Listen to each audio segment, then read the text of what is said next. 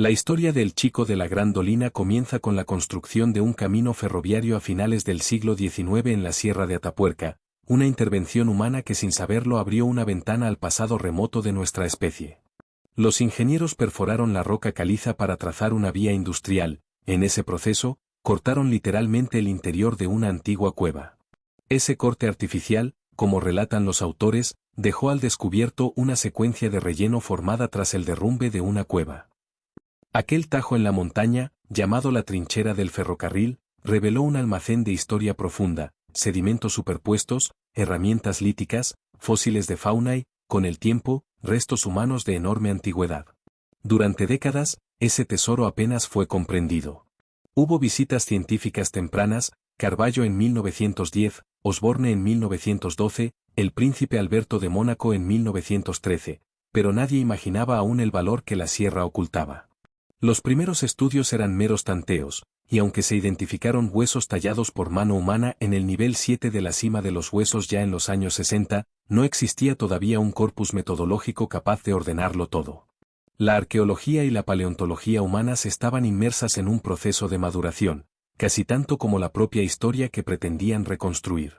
A partir de los años 70, la Sierra de Atapuerca comenzó a explorarse con mayor sistematicidad. Investigadores de diferentes disciplinas se fueron reuniendo en torno a una intuición compartida. En esos niveles superpuestos se encontraba un registro continuo, quizá único en el mundo, de la evolución humana en Europa. Poco a poco, las excavaciones alcanzaron un nivel de precisión cada vez mayor, sostenidas por nuevas técnicas de geología, biología molecular, paleoantropología y física. La sierra se convirtió en un laboratorio natural gigantesco, donde sedimentólogos, arqueólogos, paleontólogos y antropólogos trabajaban como un único organismo analítico. El yacimiento de la Gran Dolina, en particular, adquirió un protagonismo creciente. Allí, en un corte de casi 18 metros de potencia, los investigadores comenzaron a descifrar una secuencia sedimentaria que abarcaba cerca de 1 millón de años. Comprender esa estratigrafía exigió años de trabajo minucioso, porque no se trataba simplemente de fechamientos aislados, sino de reconstruir el clima, la fauna, los cambios paisajísticos y los modos de vida de antiguas poblaciones humanas. Los sedimentos revelaban niveles de ocupación intermitente, cambios drásticos en la vegetación y huellas de actividad humana en forma de herramientas talladas. Los trabajos intensivos permitieron identificar depósitos clave como TD4, TD6 o TD10, cada uno con una historia paleoecológica distinta. En este contexto apareció uno de los capítulos más extraordinarios de la paleoantropología europea, el descubrimiento de restos humanos muy antiguos, asociados al nivel TD6, cuya relevancia científica cambiaría para siempre la visión del poblamiento de Europa. Los autores describen la meticulosidad necesaria para extraer estos fósiles, pues la acumulación de sedimentos y la remoción previa de la trinchera dificultaban la lectura estratigráfica. Pero con paciencia, año tras año, el equipo logró reconstruir la historia de ocupaciones humanas, alternancias climáticas y depósitos coluviales. La riqueza de la sierra no se limitaba a la Gran Dolina. La cercana cima del Elefante se reveló como otro enclave excepcional. Allí, profundizando en niveles inferiores a los de Gran Dolina, el equipo halló industrias líticas y restos humanos todavía más antiguos. El libro narra cómo herramientas de 11 ocupaciones humanas en la cima del Elefante se distribuyen a lo largo de una secuencia que atestigua una presencia remota de homininos en Europa, quizá cercana a los 1,4 millones de años. Entre vertebrados, roedores y macrofauna, los restos humanos aparecieron casi como una sorpresa, un fragmento mandibular y dientes aislados que fortalecían una idea cada vez más palpable. Europa había sido colonizada por humanos mucho antes de lo que se creía. La construcción de este marco cronológico exigió enormes esfuerzos técnicos. La obra detalla métodos como la correlación magnética, por ejemplo, la identificación de la inversión magnética de Bruns-Matuyama como punto de referencia en TD10, la caracterización de microfauna, estudios isotópicos y análisis sedimentológicos finísimos que permitieron establecer secuencias de cambios ambientales, alternancia de ciclos glaciales e interglaciales y transformaciones en la dieta de los animales de la región. A través de técnicas de paleomagnetismo, genética y estratigrafía comparada, el equipo consiguió reconstruir los ambientes que rodearon a los primeros europeos. En medio de ese paisaje científico se encuentra la historia del Chico de la Gran Dolina.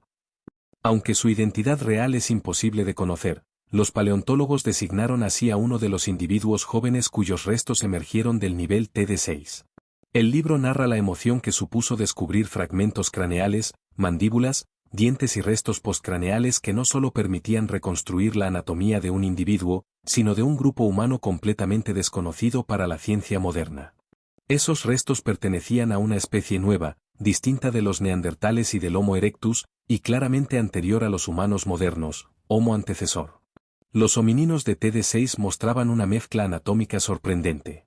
Por un lado, tenían rasgos parecidos a los humanos modernos en la zona media de la cara, una región con formas gráciles, adelantadas y relativamente filosas, lo que sugiere afinidades inesperadas. Por otro, poseían características primitivas en la dentición y en la robustez mandibular. Como explica el texto, los fósiles asociados a estas ocupaciones mostraban rasgos de homininos muy antiguos, reemplazando a otras especies de carnívoros ya extinguidas en el ecosistema, lo que evidencia un proceso evolutivo prolongado en la región. Pero quizá lo que más conmoción produjo en el equipo, y esto aparece sugerido en el libro, fue la evidencia de procesado de huesos humanos por otros humanos. Marcas de corte, fracturas intencionales y patrones análogos a los usados para aprovechar la carne de herbívoros parecían indicar episodios de canibalismo. El análisis tafonómico reveló que estos comportamientos no eran rituales, sino alimenticios. El chico de la Gran Dolina vivió, y murió, en un mundo de competencia feroz, donde los grupos humanos se enfrentaban a ciclos glaciales, predadores temibles y una disponibilidad intermitente de recursos. El libro también reconstruye la expansión del conocimiento científico en torno a estos hallazgos. A medida que la secuencia de la Gran Dolina se consolidaba, los investigadores pudieron distinguir ocupaciones repetidas a lo largo de cientos de miles de años, con industrias líticas que evolucionaban en complejidad técnica. El registro mostraba cambios climáticos bruscos, alternancias de fauna, y modificaciones en la conducta humana. En TD10, por ejemplo, las herramientas líticas atestiguan estrategias de caza más avanzadas y una acumulación significativa de restos de bisontes, asociados posiblemente a trampas naturales, algo que los autores comentan al mencionar la enorme densidad ósea y sus interpretaciones ecológicas. En paralelo, los investigadores utilizaron análisis genéticos y comparativos para situar a Homo antecesor dentro del árbol evolutivo de los homininos. Aunque no se dispone de ADN de esta especie, si se posee ADN nuclear y mitocondrial de los neandertales y de los denisovanos, lo que permite ubicar las ramas evolutivas de los últimos grandes linajes. La historia genética moderna ayudó a entender que los neandertales, y, por extensión, todos los europeos ancestrales, formaban parte de un proceso evolutivo complejo, donde varias especies coexistieron y se reemplazaron mutuamente. La aparición de Homo neanderthalensis, por ejemplo, se vincula a procesos adaptativos específicos ligados al frío extremo, algo que también se discute en el libro. Rasgos como el ensanchamiento de las cavidades nasales y la robustez esquelética se relacionan con la vida en ambientes gélidos y la caza de megafauna. El relato también aborda debates paleoantropológicos contemporáneos, como la discontinuidad entre Homo habilis y Homo erectus. El libro recoge argumentos según los cuales la separación entre esos taxones podría no representar una transición evolutiva lineal, sino un mosaico de especies relacionadas en un proceso ramificado. Por ejemplo, se menciona que la clasificación de restos fósiles es notablemente compleja, y se discute si Homo habilis representa realmente un ancestro directo o una rama paralela. Estas reflexiones, junto con el análisis de industrias líticas y comportamientos sociales, permiten entender que la evolución humana no fue un proceso rectilíneo, sino un entramado de diversificaciones, extinciones y reemplazos. Los años de estudio en Atapuerca permitieron elaborar un marco cronológico preciso. Ocupaciones humanas encima del elefante cercanas a 1,4 millones de años, en Gran Dolina cerca de 850.000 años para Homo antecesor, y secuencias más recientes vinculadas a neandertales y humanos modernos. La región ofrece un registro continuo excepcional, casi sin parangón en Europa, donde cada nivel sedimentario funciona como un capítulo de una historia biológica larguísima. El libro dedica pasajes importantes a explicar por qué este registro es tan excepcional: la entrada natural de sedimentos en las cuevas durante cientos de miles de años, la protección que ofrece la montaña caliza, la estabilidad geológica de la zona y la acción humana inadvertida que abrió la trinchera y permitió acceder a los depósitos. También desarrolla el papel de las nuevas tecnologías, como los análisis de ADN antiguo, los estudios isotópicos, la microtomografía y la tafonomía experimental, en la reconstrucción de la vida de los antiguos humanos europeos. El relato concluye integrando décadas de investigación y mostrando que Atapuerca no es solo un yacimiento, sino una narración continua de la humanidad. El chico de la Gran Dolina no es un individuo aislado, sino un símbolo de todo un linaje de homininos que vivió, luchó, cazó, murió y dejó huellas que millones de años después hablan por ellos.